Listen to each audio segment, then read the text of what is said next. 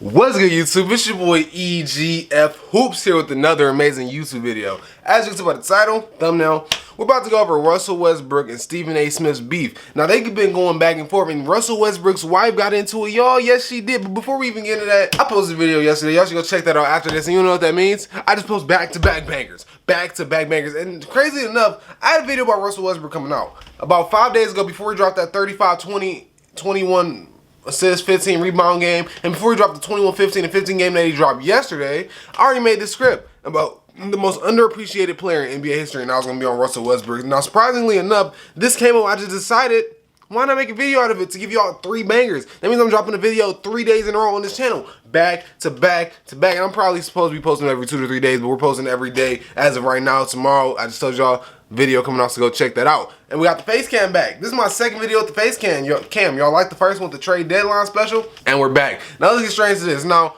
I'm gonna be screen recording and kind of reacting. I'm going to try to not butt in so much, but yeah. Basically, after Russell Westbrook scored 35 points, 15 rebounds, and 21 assists, Stephen A. Smith reacted about it. His reaction triggered a reaction out of Russell Westbrook's wife and Russell Westbrook, which both will be here. And then then Stephen A. Smith responded to Russell Westbrook and his wife today. And the video that Stephen A. Smith responded to them by came out about an hour ago. Haven't watched it yet. Let's get straight in this. Let me start this screen recording. It started now. Let's go. You know, this is a difficult subject, and I'm going to tell you why. You know, because Westbrook is a serious brother. He's real and authentic in every way. And I have nothing but the utmost profound respect for him as a man. I truly mean that. Mm-hmm. And, you know, with a lot of people, I can joke around, but not when it comes to Westbrook, because that ain't his style. You know, you don't joke when it comes to him. And I respect that. So I'm going to be as real and as authentic as I possibly can be. Westbrook's numbers last night mean absolutely nothing to me because even though that's great numbers, that's what Westbrook can do. We all know this. He's a former league MVP. He's the most athletic point guard we have ever seen in NBA history. He's been, I believe it was 4 conference finals in his career. We know this. But here's the reality of the situation. Russell Westbrook, when we look at his game, it's the same stuff every year. Might get a little bigger, strong, athletic, can take it to the basket. Still hasn't got that shot going, that 3-point shot. You know. Now, in Westbrook's defense, he did shoot 4 for 6 from the line in this game that they're talking about. He scored the 35, 15, 21 game. He shot 4 for 6 from the 3-point line. He had 2 clutch threes down the stretch. It was like less than 2 minutes left. Pull-up Jays. The man gave him a lot of space. He hit it. He basically iced the game on top of scoring the 35, 15, 21. But in general, he still is kind of a poor 3-point shooter. He's shooting like 32%. That's under league average. You in the same conference as Steph Curry for years. Mm-hmm. You struggling from 3-point range. You going up against Dame Time. The 3-point shot ain't there. Kevin Durant departs. You don't make it out of the first round until you get to Houston last year. Last year in Houston, he played 3 games in that first round series and won 1 and 2, and then lost, I think it was in 5 against the Lakers. But I don't really blame that on Russ. He didn't play that first round for because of injuries. And on top of that, you're not winning a championship when your tallest player is 6'6". He was an MVP candidate. 27, 7 and 7. Yeah. Okay? But in the playoffs, they obviously folded because they were going up against the Lakers and they were just overmatched. We understand that. You want out. So what do? You end up going to Washington.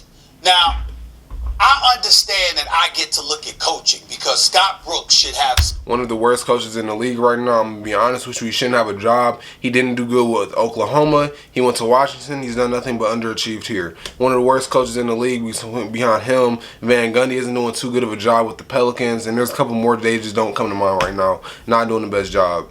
Some explaining to do to have the absolute worst defense in basketball. Any coach that has the worst defense in basketball should have some explaining to do. They are ranked 30th in the league in points allowed. But Bradley Beal and you are in the backcourt together, and y'all are 17 and 28 in the league. Now, I'll give Stephen A. that. He does have a point. If he's trying to talk about Russell Westbrook underachieving his whole career or even this season, that's true. Going into the season, we all had the Wizards as a postseason lock. If you remember, they made the bubble last year as a 10th seed or a 9th seed. They made the bubble, fell down. They didn't make a playing game, but they made the bubble. I agree with Stephen A. here. Eastern Conference. And you're Russell Westbrook. And I want to remind arguing they're the best backcourt in the NBA right now because Clay and Steph was out. The big argument was that they'd be the best backcourt in the NBA period right now. That was before the James Harden Kyrie trade, of course, but everybody who are the teammates have been. Kevin Durant. Now Russell Westbrook's getting paid over $200 million. 41 and years. Damn it, the fervor he brings to the game, I understand him getting that money. But in terms of results, Kevin Durant was your teammate. Harden was your teammate not once but twice.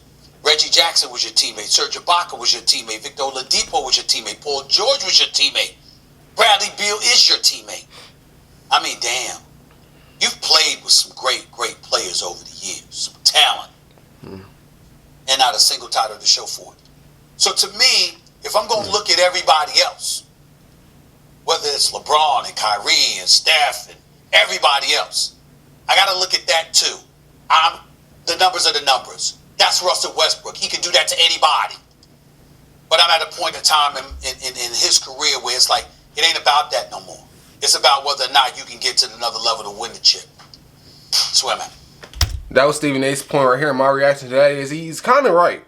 I think about it like this. For all you Westbrook fans out there, listen, I appreciate it. I told you, I got a video coming out on him tomorrow. I made that script before he did any of this. On my life. I'll show the script date probably when I make the video. But y'all, he has a point. Russell Westbrook's played with Kevin Durant, James Harden twice, MVP Paul George, MVP level, the best Paul George he's ever played in his career. Don't argue with me because in Indiana he didn't do any of that. Played with Victor Oladipo, Ibaka, Reggie Jackson. He's had great players around him, great squads, but when it comes down to it, he doesn't win. After Kevin Durant left, he's never won a first-round playoff series. And I'm not counting Houston because he went negative when he played 1 and 2. It's not good enough to cut it for me. Y'all, I agree with Stephen A on this point. I look like this. We want to count Russell Westbrook as a top 10 point guard of all time, which I do. I'm not saying he's not. We want to count him as a top 30 player and all-time great. We look at these great players and who was on their team when they made the championship and won rings. You can't do that with Russ because he doesn't make it out of the first round with the great players and he hasn't won a ring with any of the great players. So what does that make him? What does it mean when you have great players around you and you do not win? Because we look at what happens when you have great players around you when you win. What does it mean when you don't get out the first round? What does it mean when you lose to a rookie? What does it mean when you lose in 5 to Dame Dollar when you're the higher seed? Or you're the higher seed against the rookie? Or you're the higher seed against Harden? I don't know if he was the higher seed against Harden. That's when you have Victor Oladipo and Sabonis. But the point is, you're not winning. You have to win these playoff games. I see what he's saying here. The numbers mean nothing. I kind of agree. I appreciate Russ. My video coming out tomorrow. I told y'all. Most underappreciated player. I appreciate the numbers. I appreciate him. But the numbers don't mean anything when you do this over and over and over again. And not to say that it's not even like the players that you play with, the Kevin Durants, the Harden twice, the Paul George, the Donovan Mitchell, the Reggie Jackson, the Ibaka. Steven Adams is a great center. Some teams would love to have him. Most point guards would love to have a center that strong. The point is that it's not their fault that they're losing. Other than maybe playoff P, even though he showed out in some of them games in that Utah series and some of the games in the Portland series, Russ has a lot to do with it as well.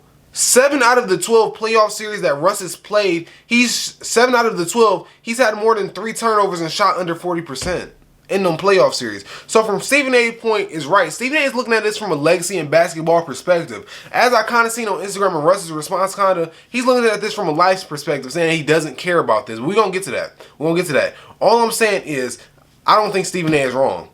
Those numbers mean nothing when you don't do this when it matters. You could be looked at as a top 5 point guard of all time if you was more efficient and you cared about the ball more. All things that you could have taken care of yourself. But Russ, we're going to get to that. We're going to look at what his wife has to say next. Then we're going to look at Russ's opinion. Then we're going to look at Stephen A's clapback to both of them. Let's go to his wife. All right, let's go all the way back. Now, this was on Sideline Sources. As you see, this is on Sideline Sources. I commented on this. Now, after seeing what Stephen A. Smith actually said rather than what they decided to show on Instagram, because I decided to get my camera up and make a video about this as soon as I saw this beef was going on, because I was just post 3 days in a row on this channel because we're trying to hit 50 subscribers, I commented on this, and this is what I said. I said, big L for Stephen A. Smith. Somebody responded to me. Oh, people still going back and forth with me. Somebody responded to me saying that it doesn't matter that Russell Westbrook can average as many triple doubles as he wants, but he'll never get a ring. My response to that is, it's not all about winning. I'll probably have it on the screen, probably right here. It's not all about winning rings to some players. The fact that they made it out and making millions for doing what they love is. Like Russ said, he came from the streets. The fact he can provide for the people and what he The fact that he can provide for the people in his family is what he cares about. Basketball is for fun at the end of the day. And basketball is just a game at the end of the day, which is, I think we're taking this a little bit too serious. A little bit. I think he got up and personal with it, but we're finna get into this. I want to hear y'all opinions on this in the description box I want to hear y'all opinion on this on the comments down below.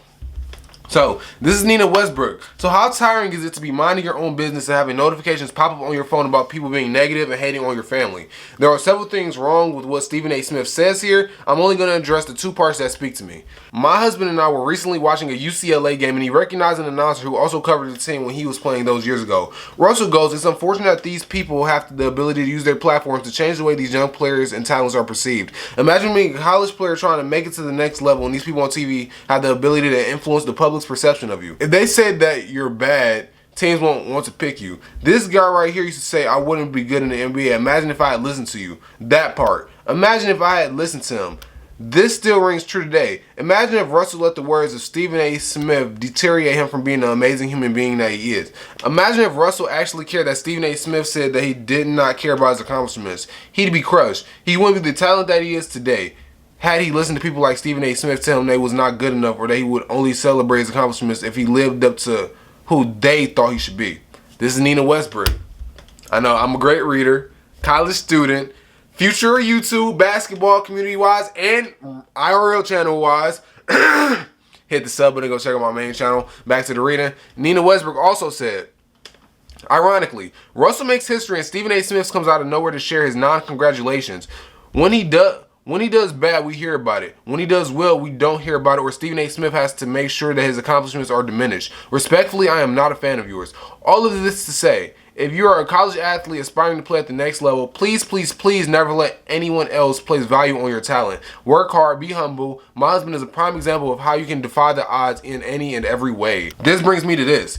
Russell's the happiest he's ever been. Not having a championship does not hurt him a lot. Quotation marks making me feel like Russell said that. You know nothing about him. If you did, you know that he's way, way, way more than a champion. He's a champion of life, a champion of his people. He doesn't care about your championship and certainly not your opinion. He cares about his people, his community, and trying to make the world a better place.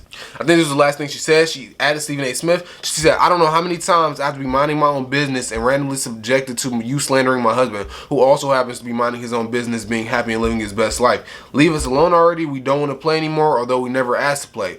Exit your ride, hard pass, however you want to receive it. There you go. Turns on Wizards pregame. Then Westbrook co-signed. I don't know if you can see him. Yeah, Russell Westbrook. He co-signed Nina Westbrook. She said what she said. I stand behind it all. And that was pretty much it for that thread. Now, I can understand where Westbrook is coming from this.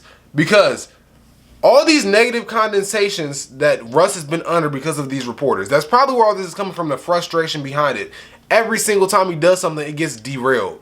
Every single time. And for the casual NBA fan, like I'm going to address in my video tomorrow, y'all don't watch Russ. Y'all didn't watch OKC when KD left.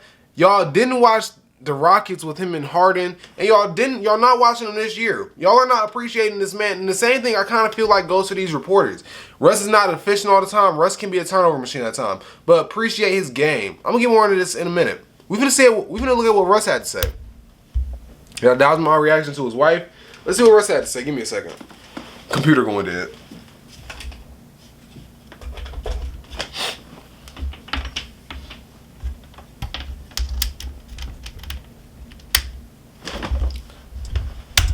Control the uncontrollable, but I saw you and your wife had.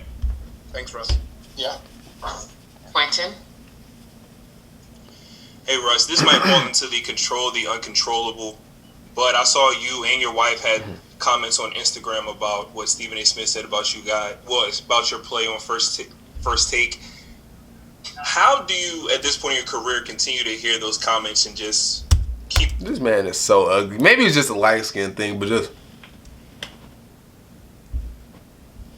So light going and keep that laser focus. How do you just tone everyone out and just play basketball the way you do? That's how my life been since day one. I've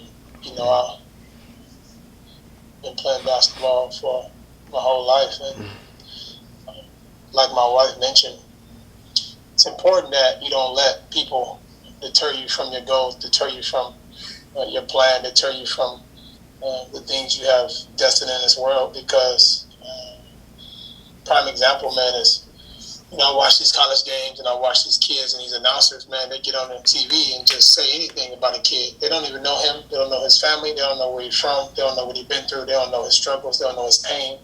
They don't know anything about the kid. But one thing said on TV can determine how you perceive this kid on TV, which will allow him not to be able to reach his goals.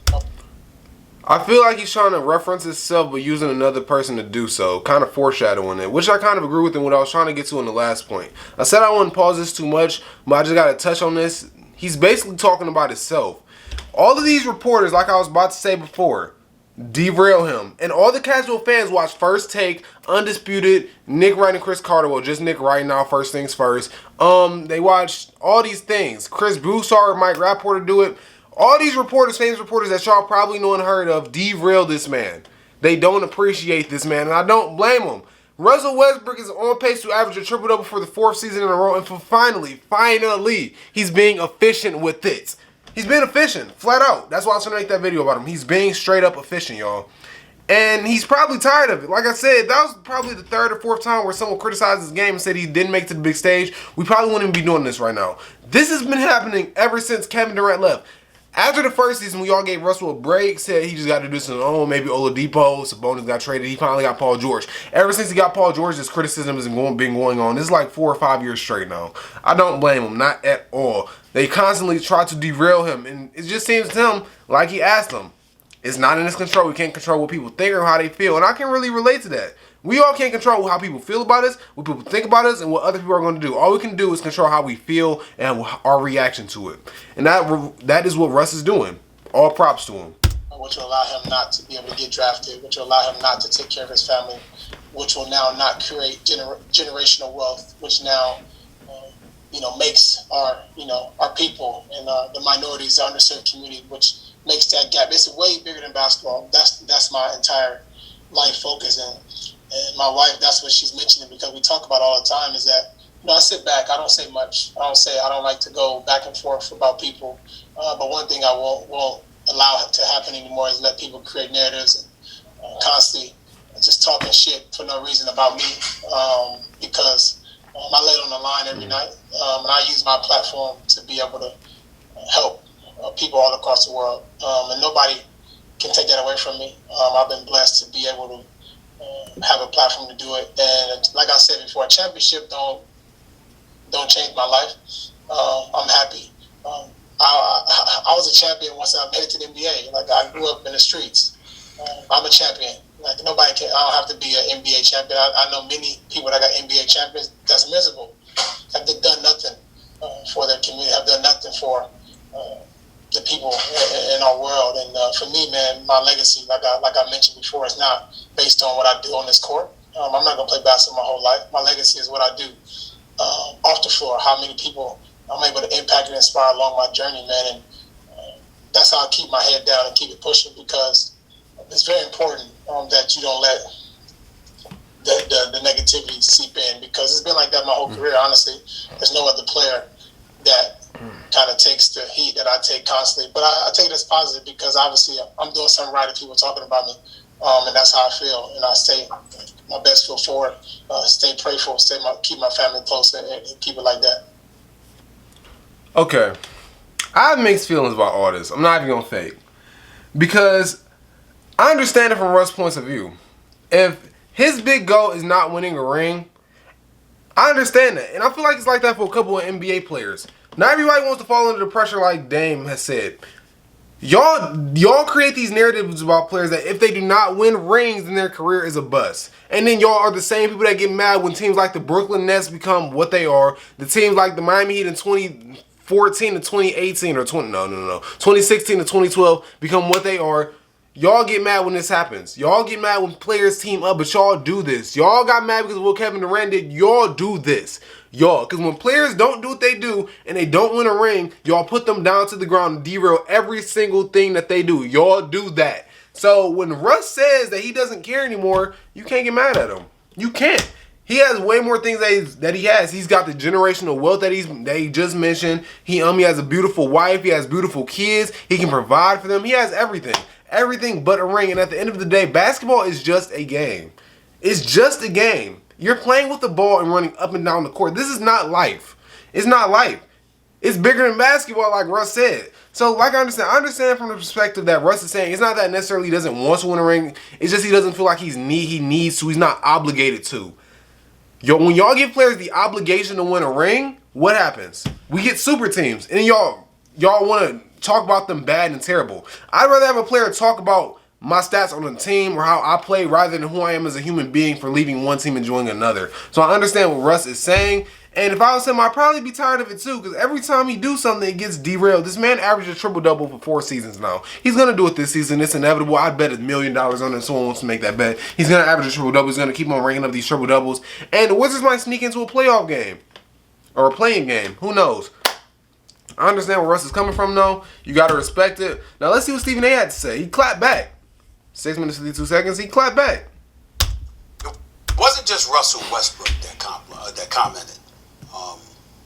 It was his wonderful wife. I believe her name is Nina, if I remember correctly. Nina Westbrook. Yes. I first want to respond to some of the things that she had to say, because she had some jabs to throw in my direction. Let me say to Miss Nina Westbrook, by all accounts, a wonderful woman. Nothing changes that. I appreciate her comments more than she realizes. All right, I'm going to skip this, all right? Because this isn't the first time that Stephen A. did this. What he's about to do is probably give Nina her props and say that she's a good wife and all that. And I don't think I want to hear it because it says that Stephen A. addresses Nina Westbrook calling him out. Stephen A. is not about to disrespect a woman on live TV. He's not going to say anything negative about her. So I'm going to just skip to like the end part of this segment. Accomplished woman and a sensational woman. Gave her props. By all accounts. And I think everybody should look at her and be proud that she would stand up for her man the way that she did. I know that any woman that's in my life, I would want them to stand up for me. So I applaud her for that, and that's all I have to say in regards to what she had to say about me, because she is no fan of mine, and based on my comments yesterday, I don't blame her. Having said all of that, respectfully, it does not matter to me. I know he did not just say respectfully. I stand by everything that I said yesterday. And what I would ask her, and I would ask Russell Westbrook, I would ask friends of Russell Westbrook's, teammates, contemporaries of Russell Westbrook, people in the NBA community, or whatever. I would ask everybody to go back and look specifically at what I've said about Russell Westbrook, not just yesterday, but his track record. What did I say about his track record? This is a sensational athlete, the most athletic point guard in the history of basketball, destined for the Hall of Fame. I said all of those things. But you've come up short. You were with Kevin Durant when you had a 3-1 lead. And you lost it to Steph Curry and the Golden State Warriors being up 3-1. He would have won a ring that series. He would have won a ring that series. Kevin Durant departs. We got on Kevin Durant for leaving you high and dry. The next 3 years, you get bounced out in 5 by James Harden in Houston. You get bounced out in 6, if I remember, by Donovan Mitchell. You get bounced out in 6 by Damian Lillard. That was a 5-game series. Who not only dropped 50, but waved goodbye to you after hitting that long 3 over Paul George. That's what happened. Then you go to Houston last year. And what happens? You fall in the playoffs, albeit to the Lakers. That's what transpired. And now you're in Washington, D.C. with Bradley Beal as your, somebody turned down because they got an echo in my ear, I'm sorry. But now you're teammates with Bradley Beal in Washington, D.C. You're 13 games under 500, and everybody wants to talk about your numbers. What I was saying, Mrs. Russell Westbrook, along with Mr. Russell Westbrook, is that you've been so phenomenal with the numbers. We don't care anymore about the numbers. We know what you can do. You won a league MVP, averaging a triple-double. The first time that was done since Oscar Robertson did it in 1962. You're averaging a triple-double now. That particular season you won league MVP, you registered like 42 triple-doubles in a season. We know what you can do with the numbers. What about the chip? What about the championship? Because you've been to 4 conference finals.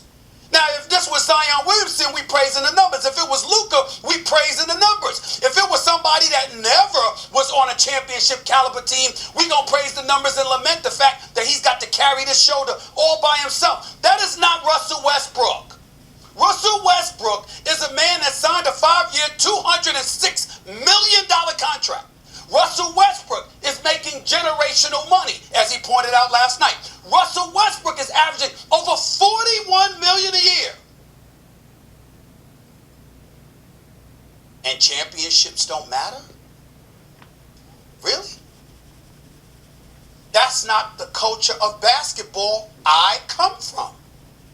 When I think about the culture of basketball, and I think about champions, and I think about those striving for championships, every single Hall of Famer, watch them give their speeches, Freddie, Molly. What do they say? They apologize to their families and friends and loved ones because of their fixation on capturing a chip and the sacrifices they made in pursuit of that level of excellence and greatness.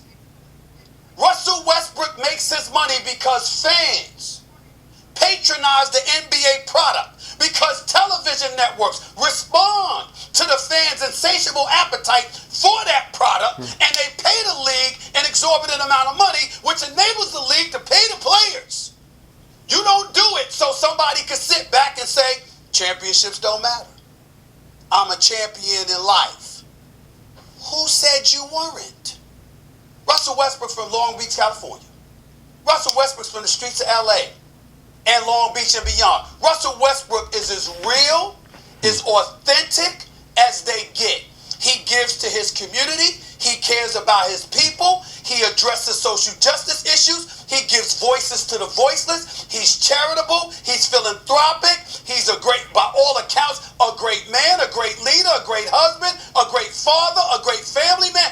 Russell Westbrook, regardless of his mean and acerbic demeanor at times, is one of the best people, the most real, straight up, authentic people you will ever see in your life. I respect the hell out of the man. What does that have to do with your game? Okay. Again, they're taking this from two different standpoints. Stephen A is going straight basketball, and Russell brought it outside of basketball. So my conclusion to all of this is, Russell Westbrook doesn't do this for a ring. He doesn't do it for championships, as I said before. He's doing this because of where he came from and what he can do. Russell Westbrook came from the streets. Russell Westbrook didn't have anything growing up, apparently. Russell Westbrook got to the NBA and now he has generational wealth, so he doesn't really care about championships like that. Respect the man. And Stephen A. Smith, I'm on his point too. I get what he's saying. He's in the NBA and his numbers don't mean anything, okay? If we're looking at this from a basketball standpoint and just forget everything Russ said, everything about what you do outside of basketball don't matter. If we're looking at this as straight basketball, Stephen A. Smith is 100% right. 100%. Y'all, this man is one of the greatest or one of the most athletic players ever. But he's done nothing. He's had constant help, and he's the one who sold out. So what he's doing right now doesn't matter. We're used to this. We're used to it. It's like if you eat the same thing every day, it's not spectacular to you anymore. You're used to it. We are used to these numbers that he's putting up, but it does not matter because we measure greatness on what you do in the playoffs and what you do in the finals. Russ has success in neither without Kevin Durant. That's kind of what it is, and I see where Stephen A. Smith is coming from. I'm on either side. I'm kind of lost here. Y'all let me know down below how y'all feel about this. EGF Who Squad, I love y'all more than I love myself. I just posted a video back to back, so I hope y'all like this and turn on post notifications. Hit that sub button. We're aiming for 50 subs. Tomorrow, I'm dropping a video on Russ, on him being the most underappreciated player ever. And that's about it, y'all. I love y'all more than I love myself. We out. Peace.